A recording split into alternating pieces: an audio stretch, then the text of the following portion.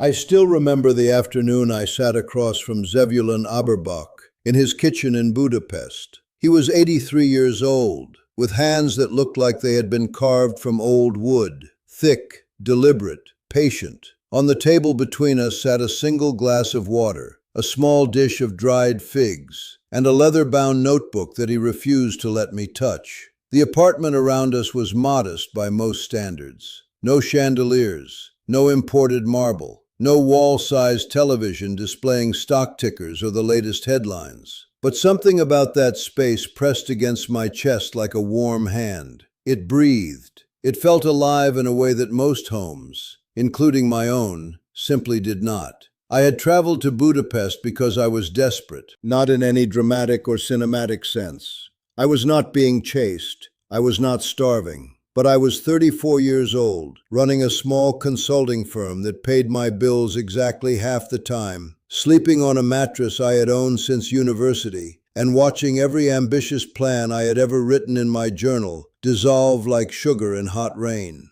I had read every productivity book on the market. I had taken courses. I had hired a coach who charged me $400 a session to ask me how I felt about my childhood. I had built vision boards and recited affirmations in bathroom mirrors with a seriousness that, looking back, bordered on theatrical. Nothing worked. A friend of mine, Philippa Nosov, an economic historian I had met at a conference in Vienna, was the one who pointed me toward Zevulun. She had spent 7 years researching intergenerational wealth patterns in Jewish families across Central Europe, and she kept arriving at the same conclusion. There was something happening inside the home environment itself that conventional economic theory could not fully explain. It was not simply a matter of education levels, social networks, or inherited capital. It was something else, something subtler, something almost invisible. "Go talk to Zevulun," she told me over the phone one Tuesday evening. "He will not give you a system. He will not give you a formula. But if you pay attention, real attention, you will understand something that no book has managed to put into words correctly." I booked the flight that same night. Now, sitting in his kitchen, while the late afternoon light came through the curtains in long amber strips, I asked him the question directly. "What do your people know about home and wealth that most people simply overlook?" He was quiet for a long time, long enough that I wondered if he had heard me.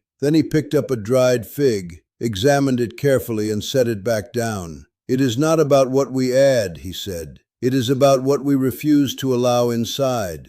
And then he began. The first thing Zevulun described was what he called the presence of unfinished grief. He did not use that phrase immediately. He arrived at it slowly, the way an experienced navigator arrives at a destination, not in a straight line, but by reading the water. He talked about his grandmother, Rivka, who had emigrated from Odessa with almost nothing. She carried a single trunk and a set of convictions she treated like iron tools, heavy, reliable, never decorative. One of those convictions was this: you do not keep mourning objects in a home where you intend to build something. He explained that many families, without realizing it, fill their homes with items that anchor them emotionally to loss. Not the dignified kind of loss that transforms into wisdom, but the adhesive kind, the grief that never processed itself, that calcified into resentment and was then quietly passed down through objects. A chair that belonged to someone who wronged you. A photograph displayed not in love but in guilt.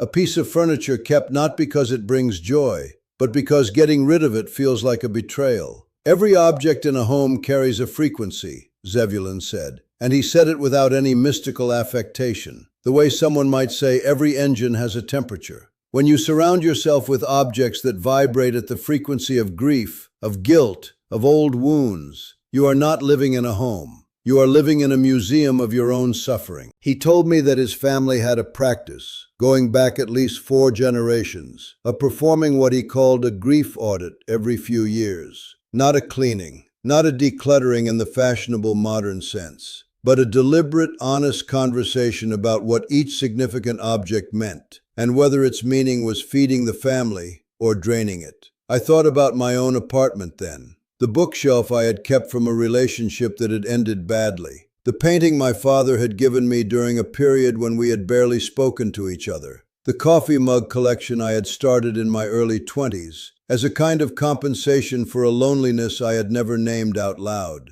I had surrounded myself with beautiful reminders of pain and called it character. The second thing came when Zevulun stood up, walked to his window, and looked out at the courtyard below for a moment before turning back to me. "Disorder in the place of rest," he said. He was not talking about messiness in the way a lifestyle magazine would mean it.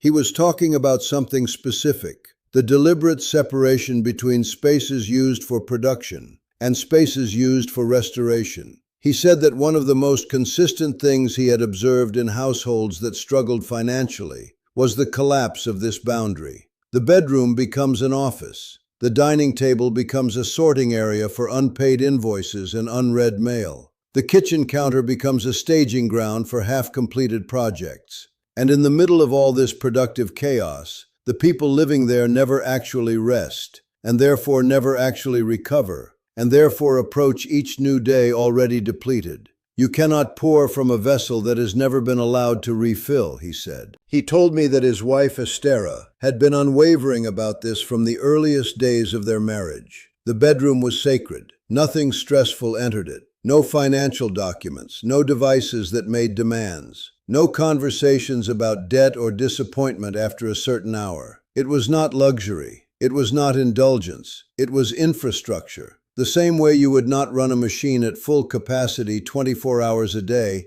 and expect it to last, you could not run a human mind that way and expect it to produce anything worth producing. I had been working from my bedroom for 4 years. My laptop sat on my bed. My notebooks were stacked on my nightstand. I fell asleep looking at spreadsheets. I woke up to email notifications. And I had been wondering with genuine bewilderment why I felt so perpetually tired, so creatively hollow, so unable to generate the kind of clear, energized thinking that I watched other people seem to produce effortlessly. Zevulun did not say any of this to me with judgment. He said it the way a carpenter explains why a joint is failing, with precision, without blame, with the calm certainty of someone who simply knows how materials behave. The third thing was harder to hear. He called it the hospitality of complaint. He described it carefully. He said there is a kind of household where complaint has been made welcome, not as a temporary guest, but as a permanent resident, where the language spoken most fluently between the people living there is the language of what is wrong, what is unfair, what is difficult, what is impossible, who is to blame, and why things will probably not improve. He said this hospitality becomes so ingrained that people no longer even notice they are practicing it. It becomes the emotional climate of the home. And like any climate, it shapes everything that tries to grow inside it. Wealth, he told me, leaning forward slightly, is not primarily a financial condition. It is a perceptual condition. A person who has trained themselves and trained their household to see what is possible, what is working, what can be built. That person exists in a fundamentally different reality than someone of identical resources who has trained themselves to see only obstacles. He was careful to distinguish this from denial. He was not describing a household that ignores real problems or papers over genuine difficulty with forced positivity. He was describing something more sophisticated, the discipline of not allowing the articulation of problems to become the primary activity of the home. Problems are identified, addressed, and then, crucially, released from the conversation. They do not become the wallpaper. He told me about a cousin of his, Mordecai Feuerbach, who had grown up in profound material scarcity after the war. Mordecai had built a successful textile business not because he lacked problems, he had more than most, but because his home operated by a different rule. Every evening at dinner, before anyone was allowed to discuss what had gone wrong that day, each person at the table was required to name one thing that had moved forward, one small advancement, one door that had opened, even slightly. This was not performed optimism. It was structural. It rewired over decades the perceptual architecture of everyone who ate at that table. I thought about my own family dinners growing up. The dominant language had been complaint. We had been extraordinarily fluent in it.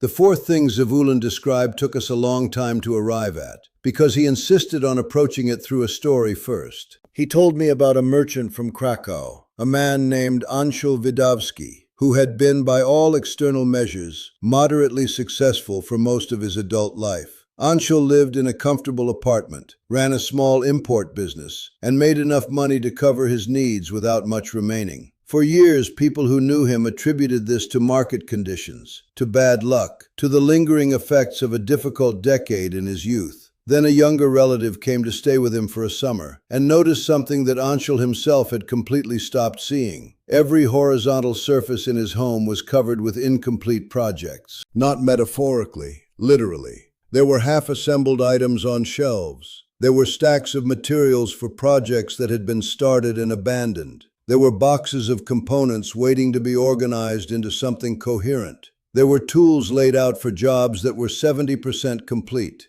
The entire home hummed with the energy of incompletion. The young relative asked Anshul why he never finished anything. Anshul was offended at first. Then slowly he began to see it. Zebulun looked at me steadily. The home that is full of incompletion teaches the mind to accept incompletion, he said. It normalizes the almost. It makes the not quite finished feel like a natural resting place. And a mind that has been taught that almost is enough, that mind will produce an almost life. He told me that in his family's tradition, finishing things, small things, ordinary things, was treated as a form of spiritual practice. Not because the finished objects had great value in themselves, but because the act of completion, repeated daily in the small theater of domestic life, trained the mind to understand that closure was possible, that follow-through was natural, that starting something and arriving at its proper end was not an exceptional achievement but a normal one.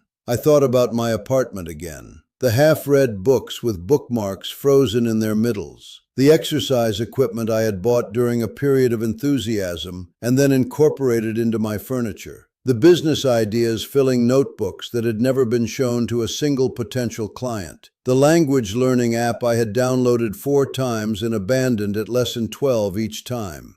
My home was a monument to almost. The 5th thing was the one I least expected. Zebulun had been speaking for nearly 2 hours by this point. The light through the curtains had shifted from amber to a cooler, more silvery tone. Estera had come in at some point and quietly placed more figs on the table and refilled my water glass without a word, moving through the kitchen with the unhurried grace of someone who had never felt the need to announce herself. The 5th thing, Zebulun said, was the absence of beauty. Not expensive beauty, not curated beauty, not the kind of beauty that requires a budget or a designer, just beauty. The deliberate presence of things that exist for no utilitarian reason whatsoever, whose sole function is to remind the people living there that they are worth more than their productivity. He said that many households, and this was not specific to any economic bracket, he had seen it in wealthy homes as well as struggling ones, had quietly evacuated all beauty from their daily environments. Every object served a purpose. Every space was optimized for function. And the message this sent, accumulated over years of daily exposure, was corrosive. That there was no room in the life of this household for anything that did not earn its place through usefulness. A home without beauty, he said, is a home that has decided at some deep level that abundance is not for us, that we do not deserve the extra, that we must justify our existence through constant production. He pointed to a small ceramic bowl on his windowsill. It was pale green, irregularly shaped, holding nothing, not fruit, not keys, not coins, just sitting there in the light for the simple reason that someone had found it beautiful and decided it deserved to be seen. That bowl, he said, cost almost nothing, but every time I walk past it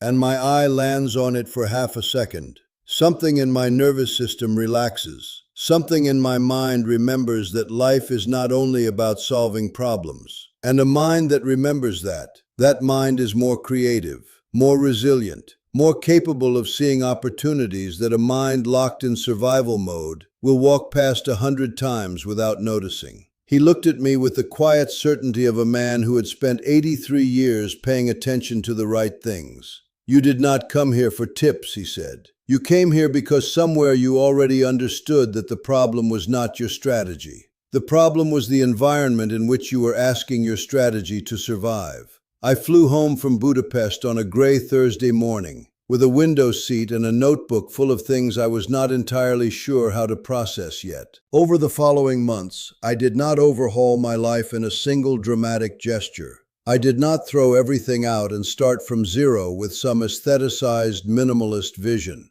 I made small, deliberate changes. I moved my laptop out of the bedroom. I sat down one afternoon with every significant object in my apartment and asked myself, without sentimentality, what frequency it was carrying. I finished 3 projects that had been sitting at 70% completion for over a year. I placed a small clay figure, purchased for almost nothing from a street market, on my desk, not to hold anything, not to remind me of anything, just because it was beautiful in a quiet way that made the space feel less institutional. I started noticing, gradually, that the quality of my thinking was changing, not in some mystical, unmeasurable way, in a concrete, traceable way. I was generating clearer ideas. I was following through on more of them. I was approaching problems with less of the low-grade dread that had been my default operating state for as long as I could remember. The consulting firm had its best quarter in 4 years. I am not going to tell you that Zevulun's kitchen contained some ancient secret that guaranteed wealth to anyone who applied it.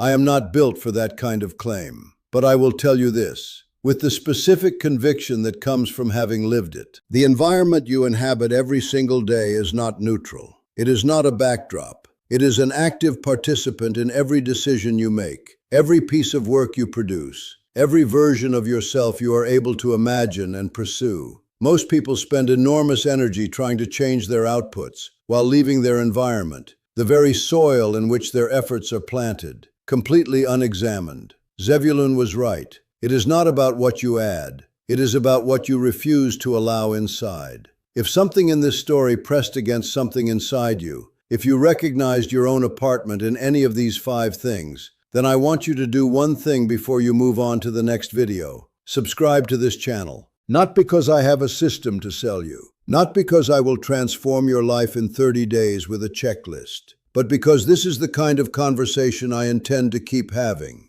Honest, slow, attentive conversations about the things that actually shape a life. The things that most content is too busy or too commercial to sit with properly. Hit the subscribe button. Leave a comment telling me which of these 5 things you recognized most clearly in your own home. And come back next week, because the next story is one I have been building toward for a long time, and I think it is going to matter to you.